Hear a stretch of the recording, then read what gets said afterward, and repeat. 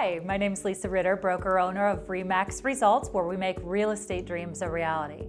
And today I want to talk to you about what's going to happen if you're a competing offer situation as a buyer and some things that are really, really important to know.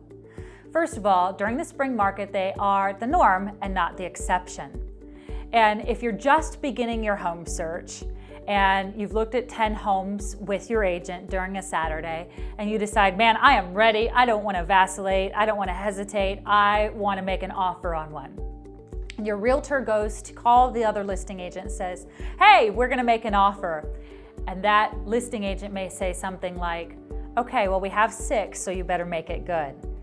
You may be saying to yourself as a buyer, whoa, whoa, whoa, whoa, hold up the fort. That sounds like just such a tactic. What a sales tool. No, no, no. It's truly not a sales tool or a tactic that's going on and that you're experiencing. If your buyer's agent informs you that you're in a competing offer situation, I need you to first know that you are. The other thing that you need to know as a buyer in a competing offer situation is the fact that the sellers and listing agent are looking at more than just the price that you've offered when they're evaluating how good your offer is.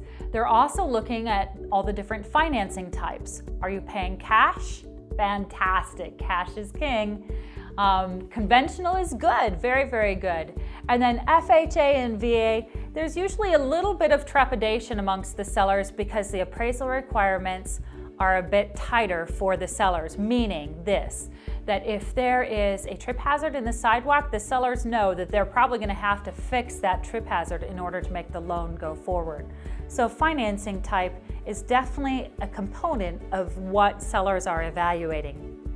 The other thing that they're evaluating is what kinds of inspections you've requested and how fast you're willing to make them happen. And of course, last but not least is the close date. One of the first things I'd do if I were in a competing offer situation is ask my buyer's agent to call and request of the seller what's their favorite close date. Because I have seen buyers win with not the highest price just because they took the time to do that and made the extra effort to accommodate that seller on the close date. Other things that you can do to increase the chances that you will be the winner is to consider writing an emotional appeal letter to the seller as to why you love their home. And last but not least, you can consider what's called an escalation clause, meaning you're willing to pay a little bit more than the highest bidder up to a certain dollar amount. But of course, here's the other thing that you need to know about being in a competitive offer situation.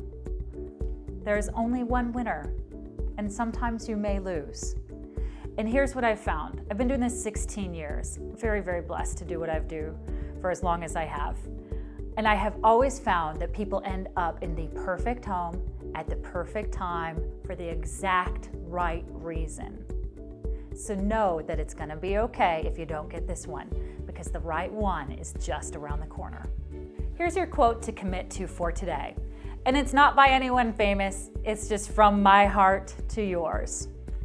When you do the right thing, when you keep the faith, and you keep putting one foot in front of the other, just taking the right action steps, you are going to land at the most beautiful place at the perfect time, but it's not always the place that you expect. It's still a beautiful thing though. And as always, my prayer for you is that you not just dream about living a great, big, wonderful life, but today you take the first step and then the next towards living the life that you've always imagined. Thanks for taking the time to watch.